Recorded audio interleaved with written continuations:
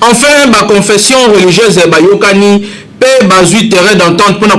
candidat moko oyo akokumbela seni selon ba propos ya monseigneur Marcel Outembi mokolo ya lelo après réunion na bango. Lisusu esengeli boyebake mokolo ya lelo deux civils bakufi na est wapi babuni bango na bandeko oyo ya Kodeko. Population congolaise peut lisusu à réagir sur ma propos ya monseigneur Outembi oyo asalaki mokolo ya lelo pona kolobake ezali na quelques batu oyo balingi ko corrompre ba confession religieuse pona koluka ko bimisa candidat oyo bango balingi na tête ya seni biso magazine kanibé tokitisaki micro na terrain pona kotuna na population soki bamoni likambo oyo ndenge nini wana nde quelques sujets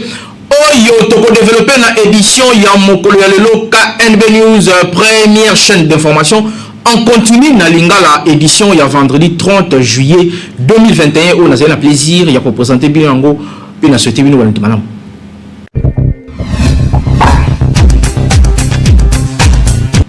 Journée à samedi 31 juillet 2021, Ezali déclaré chômé payé na étendu Mobimba. Il y a République démocratique du Congo, selon communiqué, il y a ministère, il y a travail, emploi, paix, prévoyance sociale. Ezali Kokumama na mona mboka Claudine Ndusi Nkembe. Côté du ministère, il y a transport, paix, sous Cherubin, Okende à suspendre, DG, il y a transport, Andrew John Bongi, Blackson, na équipe Nyonso, il y a comité de gestion. Ba membre nyonso ya conseil d'administration ya établissement public oyo après banquette oyo et salemaki ba constater que kimo yibi ezali ko salema kuna ya carburant et salemi pendant tango molai fraude pe légèreté na musala donc to kanisa ke grève ya bandeko ya transco et solution pe ba kozongela musala ndenge kaka basalaka. Nalobaki yango na ebandeli après 48 heures oyo président ya Assemblée nationale Mbosoko Diampongo apesaki na ba confession religieuse de baluka consensus pona kobimisa candidat moko oyo akokumbela seni et salemi mokolo ya lelo nyonso eleki normal bolanda reportage oyo. Ba chef ya ba confession religieuse oyo basangana ki mokolo ya lelo vendredi 30 juillet 2021 na centre interdiocésain na commune ya Gombe na Kinshasa pour ko dégager consensus sur le candidat président ya commission électorale nationale indépendante Seni babukaki ba pour parler na bango mokolo ya lelo.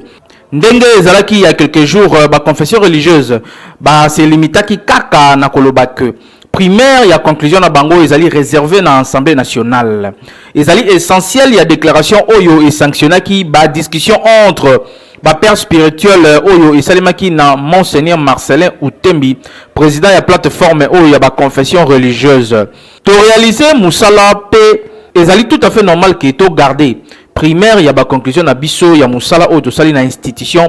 oyo et chargea ki biso pour na ko conclure tâche oyo ndenge a déclaraki. Lisusu arasiraki ke chambre basse ya parlement et kozala saisi kaka mokolo ya lelo vendredi. Na bongo kaka après-midi ya lelo dans quelques heures toko déposer na délai moko ya malamu rapport yango na bureau ya Assemblée nationale ndenge monseigneur Marcel Outembi abakisaki. Pour un rappel, le vendredi nde délai ya 48 heures ezalaki accordé na ba confession religieuse na président ya Assemblée nationale et sengelaki expiré. Et sengeli connoté que Denis Kadima candidat porté na 6 confessions religieuses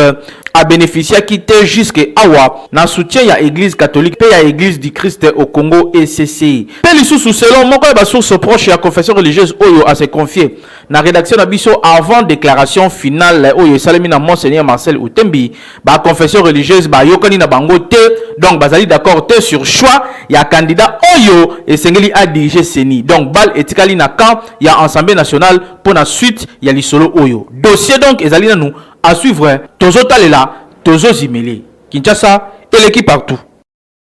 Malgré trouvé consensus pour le candidat moko oya kokumbela Seni kasi mokolo ya lobi Marcel Outembi oyo azali monseigneur pe azali président na kati ya Senko abimisaki ba révélation moko pour koloba te bazali koluka ko corrompre ba confession religieuse na ba jeep pe mbongo ebele pour koluka ba bimisa candidat oyo bango bazali ko sepela na yango kasi biso magazine KNB to luka kitokita micro na terrain pour ko tuna na population congolaise ba mona ki likambo oyo ndenge nini bazali awa na micro ya Peki Ilunga. Vérité wana eyebanaka avant pona makambo ezalaki liboso ezalika makambo ya corruption. Deuxième élection eyeka makambo ya corruption. Oyo wana balingi batira population bito boye. Baye la biso motu mosusu oyo aza neutre. Ezate ke oyo mosusu balobi auti pa Kisekedi oyo mosusu balobi auti pa Kabila wana te tolingi oyo ya neutre. Mais neutre ango tokoluka. Mais boti la biso kaka bato ya Senko. Baya basa l'élection oyo ezala crédible pour la Congo. Pourquoi tu as semblé kaka makamo? Bon, si c'était comme ça,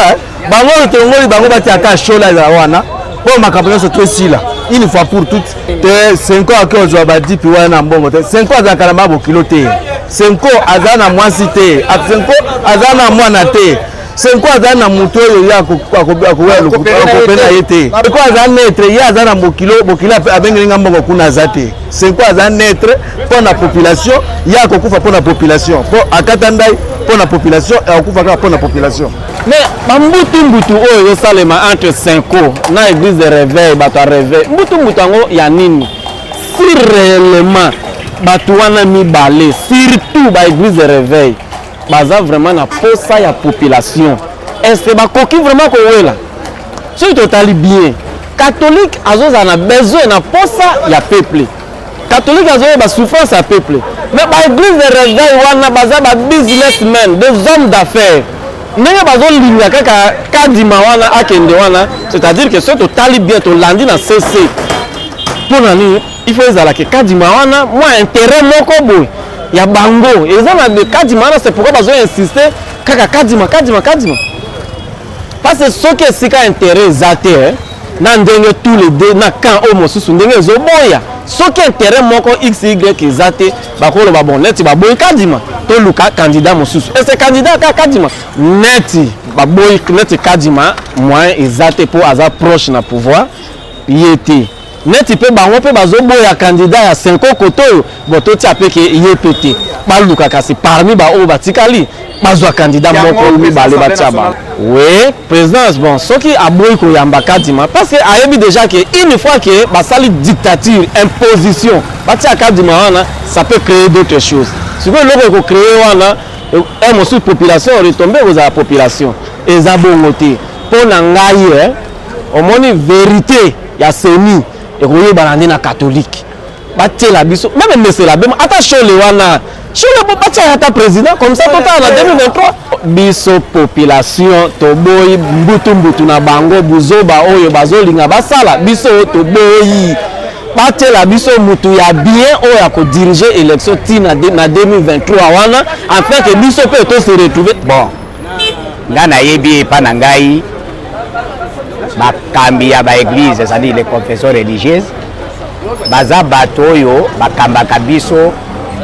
pona makambe tali bosolo sadi koyiba te kobuka lokuta te koluleloka motu te mibeko wana nyonso bango bato bayebisa biso siko bango pe balingi bakweyana koyiba eloka motu te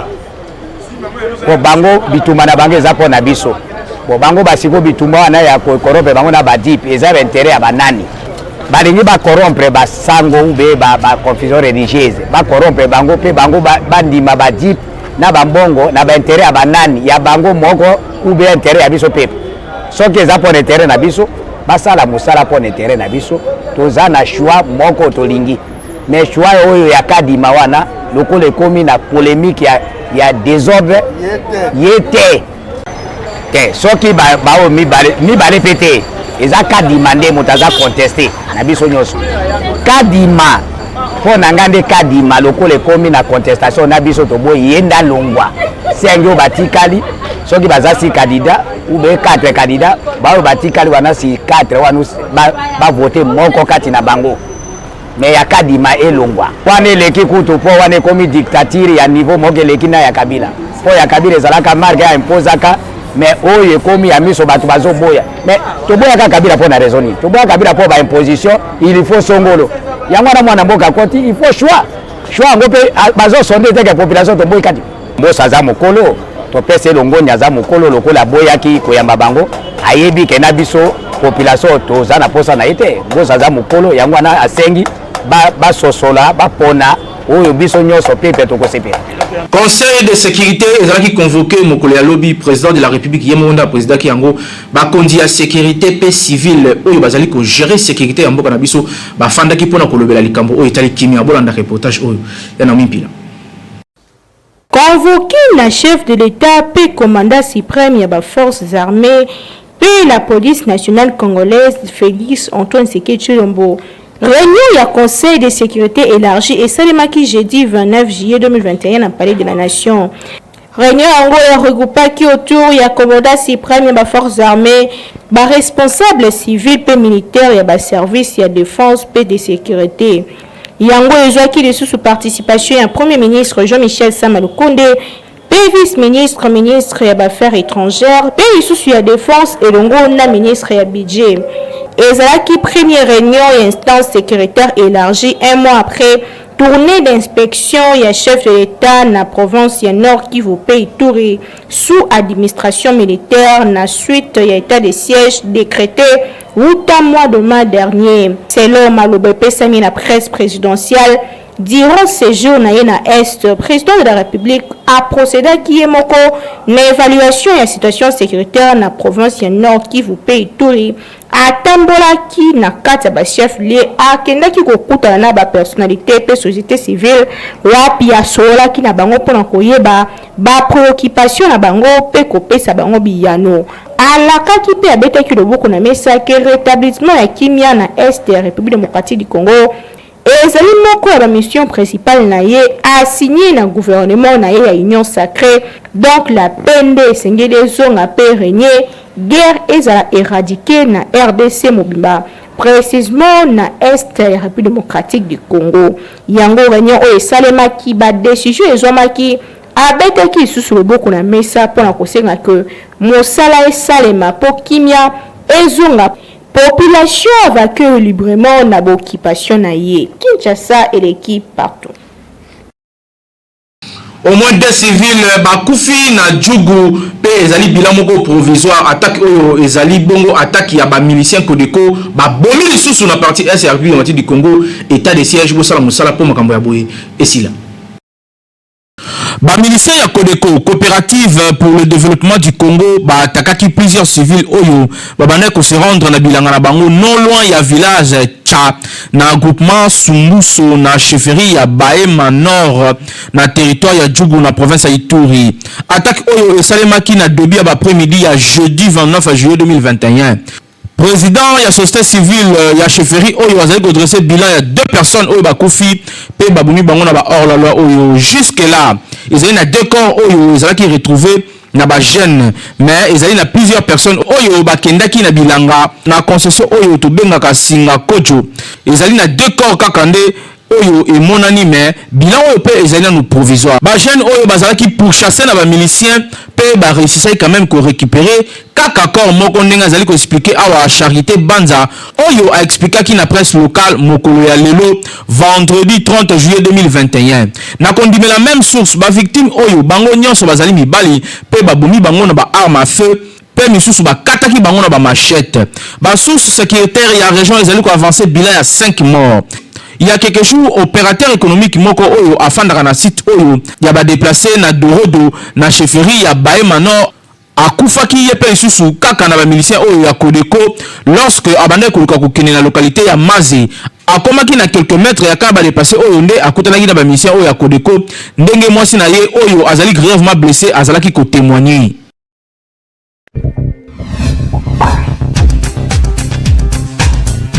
Poto Blevita toujours na terrain pe azali ko sala impact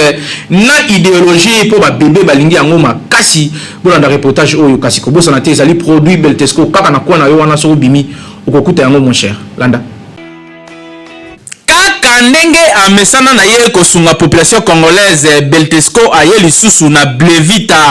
Blevita oyo ezali potopoto kitoko riche en protéines pe vitamines sachet moko kaka ya pamba ya Blevita eza na essentiel ya ba éléments nutritifs nécessaires pour le développement pe kokola kitoko ya mwana na yo yoka Blevita oyo eza mélange ya 4 types ya farine. Lokola farine ya masangu oyo ezali riche na ba nutriments ya énergie. Farine de bleu riche na ba vitamine B1 pour na système nerveux. Farine ya loso riche na fibre pour na digestion moko ya malamu. Farine ya soja riche na oméga 3 pour na développement ya kitoko pe pour na cerveau ya mwana na yo na misu. Kobosana te batiepe miliki na kati pour na calcium oyo ezali nécessaire pour na développement ya mikuwa. Poto Blevita ekopesa énergie pe makasi na mwana na yo chaque jour pour na kosakana kitoko. Poto oyo bozomona Blevita ezali pe bilei kitoko pour na mikolo. Ya monde.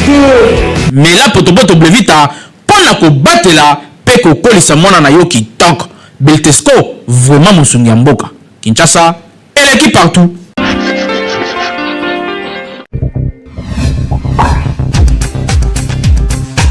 Lelo mokili mobimba ezali ko célébrer journée internationale ya amitié. Yo oyo zanga bami zwa reportage oyo ya Naomi Pila esika ezali ko détailler biso en long et à large ndenge ni journée oyo ezali ko leka mokolo ya lelo.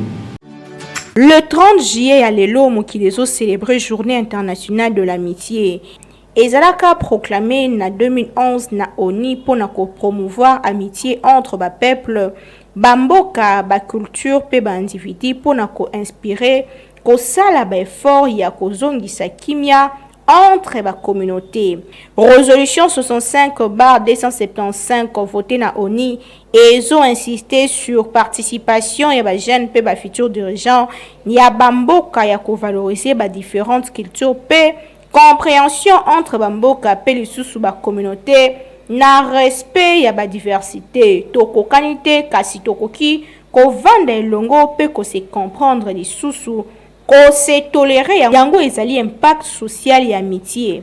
Journée internationale de l'amitié et soutenir ba but pe ba objectif ya déclaration ya programme d'action sur culture ya kimia na o etali Organisation des Nations Unies na boye Organisation des Nations Unies et encourageaka ba gouvernement ba ONG pe ba individu ba organiser ba événement ba activité pe ba initiative o e ko contribuer na ba effort ya communauté internationale ya ko promouvoir dialogue entre la civilisation, solidarité, compréhension mutuelle et réconciliation aux alimoko ya bapili ya kimia. Na cadre ya journée à lelo, sala moi geste ya bien na ba amina yo po ami azali moto oyo okabolaka na ye vie personnelle pe privée na yo.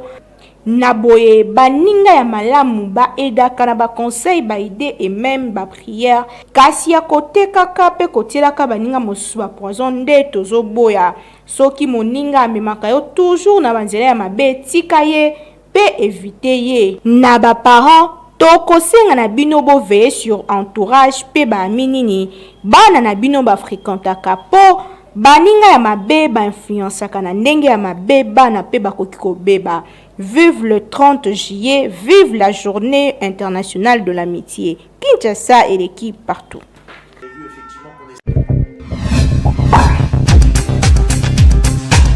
Première chaîne d'information en continu la lingala KNB News to salela bino chaîne qui top na YouTube et sika to tsela bino ba émission ndenge na ndenge kasipona lelo kindoki politique avec Naomi Pila pe Rose Okito na maboke ko bosa na te ko s'abonner pour rater bilenge ngelite.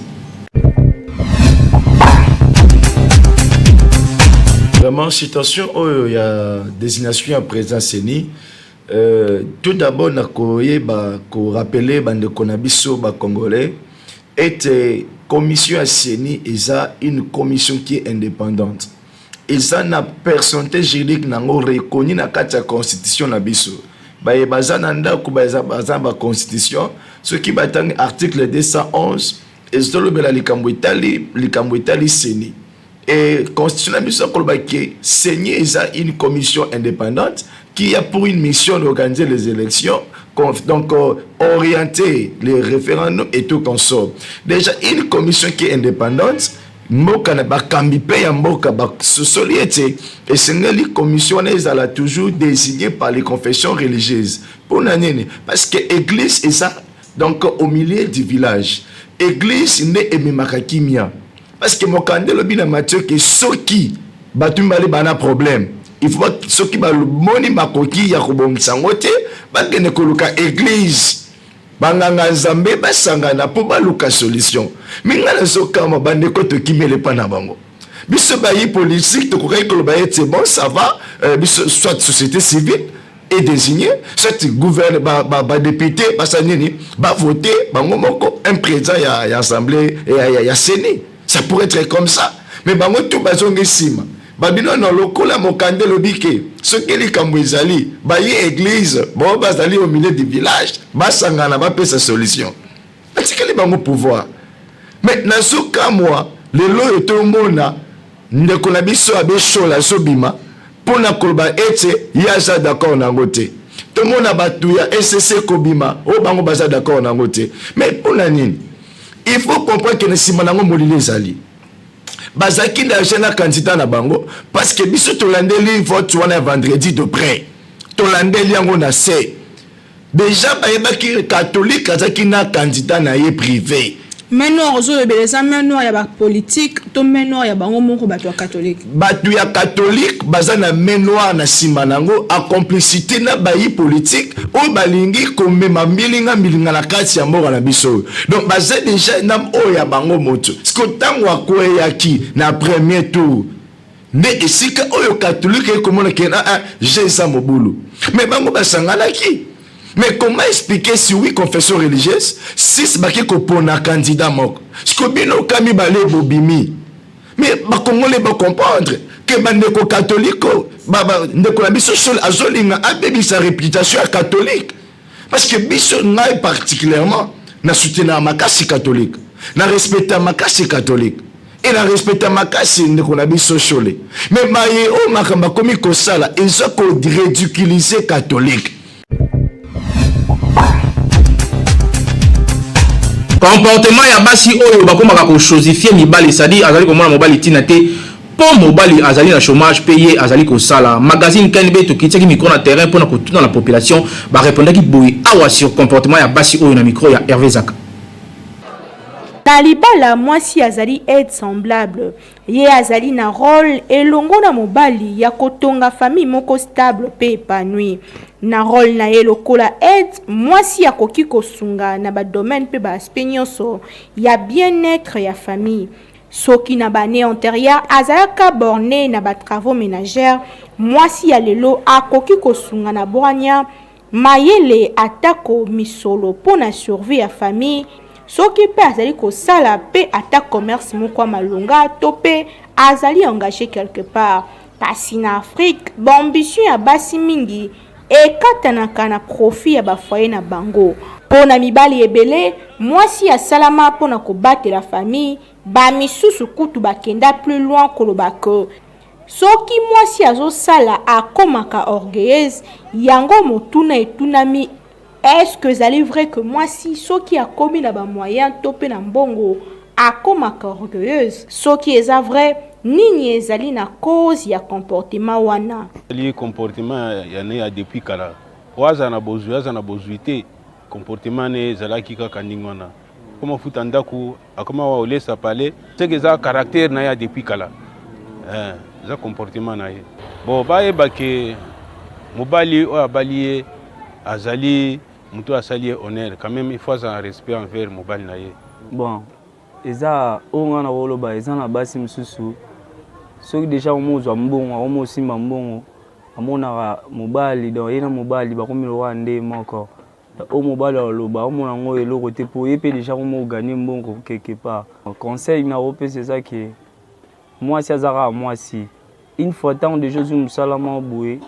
faut que papa mobali ndé responsable donc ça là et comme ça otitité pour moi ça zara mon panja mobali donc yondo utapa mobali donc faut zara respect soumise pas mobali wana nazo conseiller et puis na condamner basi baza na comportement wana eza mabe c'est normal okoki ko sala otangi na yo mingi koleka mobali okoki ko sala ozimbongo oye na mbongo wana osungi mobali osungiye na ba besoin na ye osungi libota mobimba linko lo bateke ngande nazo sala fona tika yo akomi rola boy na yo Mario na yo ou bien domestique na yo te conseil wana batika les alliés les habits to mona basi ba na Sénat kuna to mona basi na parlement kuna ça veut dire que mibali na bango pe bazaka na parlement mwa moke bazozo wana bazoya bazosonga libota eza batika ezaleli wana. Bon eza penza raison te que so ozosala fo manke mobali tenga ndimi yango te. Premièrement non eza éducation oyo auti nango epa na bango et puis kozanga mpe nzambe parce que moi so abangaka nzambe ata ye azosala aza mwasi oyo babengi na bible femme vertueuse azokobâtir foyer na ye eza vraiment te ke soki ozosala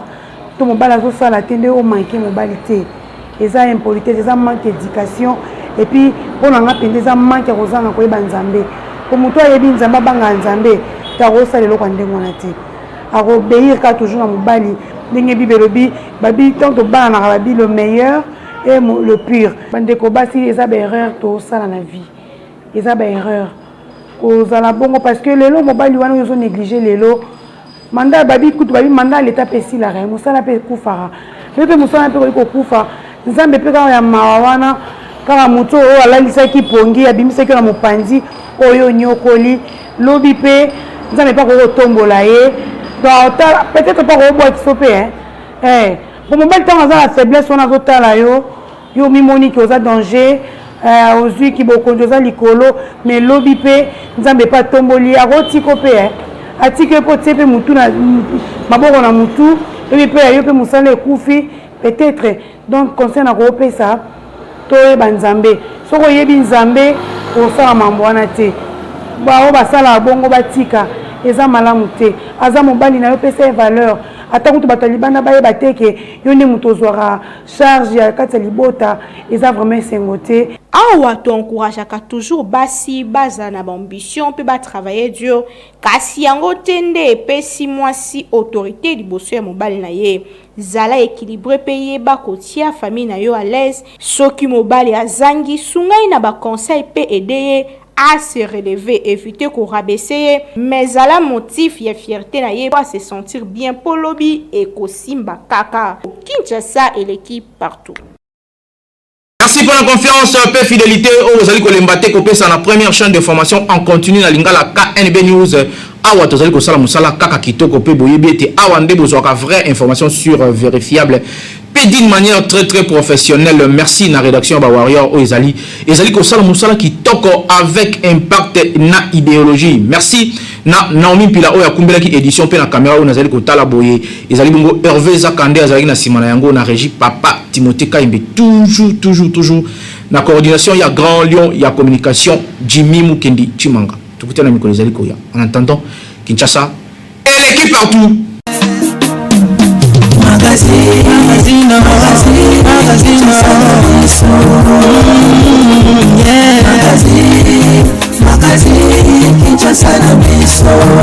Réalité à Banaki, réalité à Banakino.